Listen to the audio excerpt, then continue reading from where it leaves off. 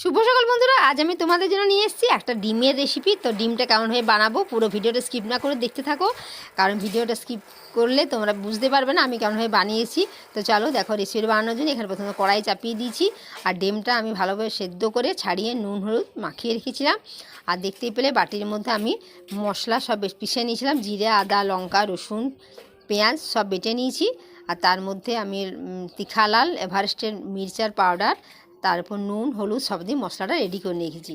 তাহলে এরপর আমি গরম তেলের মধ্যে নুন হলুদ মাখানো ডিমগুলো লাল লাল করে ভেজে একটা বাটির মধ্যে তুলে নেব। তো চলো দেখো, ডিমগুলো ভাজা শুরু হয়ে গেছে, ডিমটা প্রায় ভাজা হয়ে এসছে। এরপরে ডিমটা আমি একটা বাটির মধ্যে তুলে নেব। আর প্রতিদিন কী বলো তো, আলু দিয়ে খেতে ভালো লাগে, সেই জন্য ভাবলাম আজকে একটু বিনা আলু ছাড়াই বানাই, কারণ আলু দিলে কী হবে তো বেশি গ্র্যাভিটা হয়ে যায় না, খেতে ভালো লাগে না। আর এখানে দেখো বাটির মধ্যে মশলা সব রেডি করে নিয়েছি।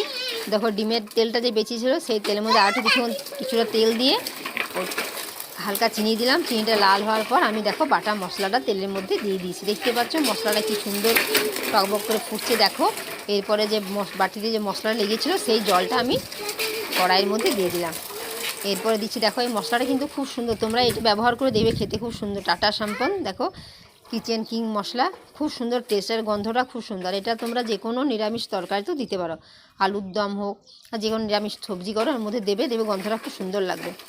তো দেখো ডিমগুলো ভেজে বাটির মধ্যে তুলে নিয়েছি।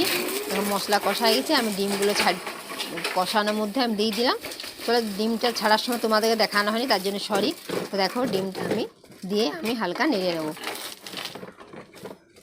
তো দেখো ডিমের কারি প্রায় আমার হয়ে এসছে। এরপর আমি উপর থেকে সামান্য গরম মশলা দিয়ে দেবো। দেখো একদম আমি বেশ একটু হালকা হালকা ঝোল আছে, এরকম খেতে বেশি ভালো লাগে। দেখবে তোমরাও খাবে এরকমভাবে, দেখো একদম হালকা হালকা গাঢ়। দেখো আর ডাল আছে, যদিও ডাল করেছি মুসুরির ডাল বানিয়েছি পেঁয়াজ ফোড়ন দিয়ে।